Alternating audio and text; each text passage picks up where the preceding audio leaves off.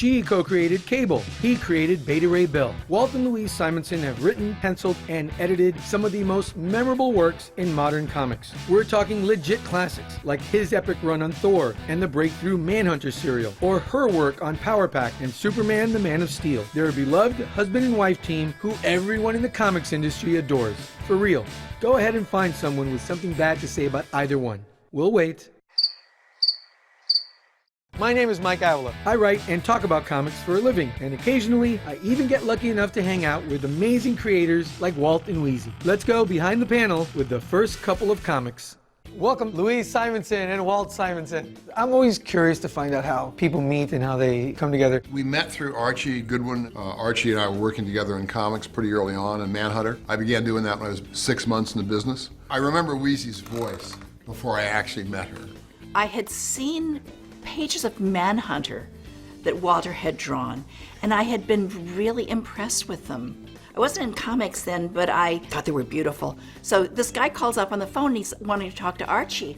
I said, oh my gosh, you're the guy who does the great hands. I know right where I was in my apartment in Brooklyn. And I know where I was in Archie's apartment, so there you go. I know where I was standing when this voice, lovely voice came across and told me I drew great hands. And you didn't say a word.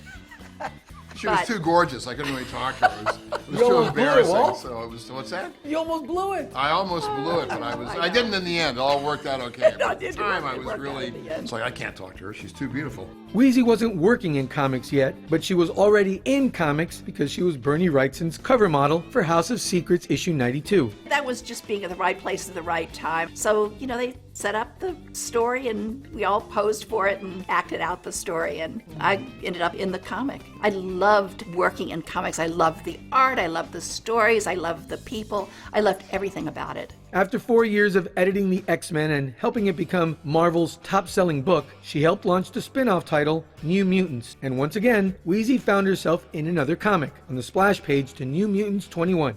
Yeah, that's her at the slumber party. Meanwhile, Walt spent the rest of the 70s building his rep as a versatile storyteller. He drew a ton of DC books and co-created Batman Rogue Dr. Phosphorus with Steve Englehart. He later started writing and penciling on the Star Wars title, co-creating the fan-favorite character Valance the Hunter. In 1983, he took over Thor, a once great book that was in a creative rut. When I took over the book, the sales weren't that good. I thought, well, if it tanks, nobody's going to blame me. Simonson's mythological tales and powerful line work made Thor a huge hit. To this day, many fans consider it the definitive version of the God of Thunder. For Walt, it was a chance to follow in the footsteps of his hero, Jack Kirby. Walt, I know how much you love Jack Kirby's work. You were obviously a huge mythology fan going back to before you were a comics fan.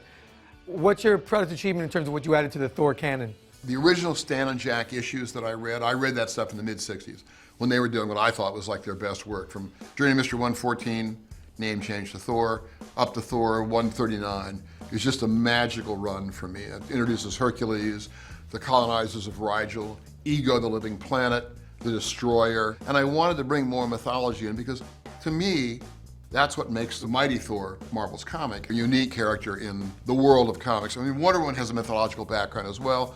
It's different. As a character is quite different. You know, I gave Thor a beard. I did give Thor a beard. But I thought about, in the myths, he has red hair. And the beard has endured. I'm amazed. That's probably my most lasting contribution to that comic, is giving Thor a beard. But I thought about changing his hair to red, but if I'd done that, well, his cape is red. But at the time, there were maybe 4 shades of red, 3, there were very few colors. And so if his hair is red, it means I gotta change the color of the cape. The instant classic cover of issue 337 with Beta Ray Bill smashing the Thor logo helped make that comic an instant sellout. I used to live on the west side, Manhattan. There was a comic shop over on the east side called Super Snipe. And a few days after that issue, 337, came out, I thought, let me go buy a few copies just to have. So I went over to Super Snipe to pick up copies of 337. I couldn't find them. You got copies of Thor 337? I said, oh no, we're sold out. Really? They had 1 million copies of everything else in the store. Everyone had gone and sucked it off the stands. And they weren't printing that many copies because the sales on Thor weren't that good at the time. So there might have been 70,000 copies total. I'm amazed I haven't signed every copy at a convention by now, honestly. Weezy really hit her stride as a comics writer during the 1980s, creating Power Pack with June Brigman. You co-created Power Pack, which was a huge hit, and it did something that to this day remains like a white whale in comics. You create a book of young heroes that attracted young readers to it. I was really writing it for myself when I was 12. That's who I was writing the comic for. There aren't any more passionate fans than Power Pack fans. They're sweet. I have never met a mean Power Pack fan. They're always these kind people who, I don't know, help their neighbors and, shovel the old lady's driveway, and I love my fans. my Power Pack fans particularly. I was curious to know more about how Weezy and Walt teamed up on X Factor and started the mutant crossover craze. Luis, you were the first person to inspire the full X crossover with Mutant Massacre. I blame Weezy. Chris Claremont. It's Chris, Chris's it's fault. Chris's fault. It was Chris's fault. Chris had a great idea. He was writing the X-Men, had this great idea of killing sub-level mutants. And one of his artists had drawn 200 of them. And Chris said, no, they're just 30. What is this? I'm going to have to kill a batch of them. And I said, ooh, you're going to kill mutants. Can I play? And I thought, oh, this sounds like fun. So I turned a couple of Thor stories into crossovers and that stuff. I drew a chart that was released as a two-color poster, black and white and red, that went out to comic shops to show how to read the issues. And it was like a plumber's, like a pipe diagram showing where all the pipes went with all the different issues. We also tried to write it so if you only read the X-Men, Right. you would have a complete story. If you only read Thor, you'd have a complete story. If you only read Power Pack, you'd have a complete story. But if you read all of them, you'd get the even completer story. So yeah, it was a crossover. It was to happen in the fall when common knowledge was you couldn't sell comic books because kids were going back to school and all their money was going for school supplies and their attention was in school. And I said, you just put the right comic out there, it's going to sell. I mean, the good news is that, yeah, it sold, yay. And the bad news is a year later we were told, and you'll do another crossover.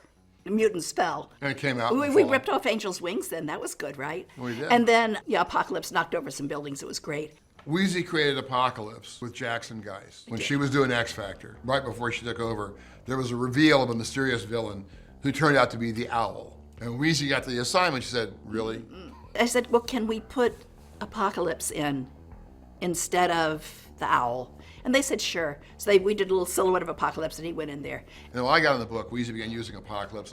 And so I began drawing Apocalypse. And I Jack Kirby'd him up. I just put him on steroids and pumped him up and made him look like a Marvel villain. Later on, when Marvel came back to us about who created the character, Jackson had forgotten he'd invented him to begin with. He thought I'd done it.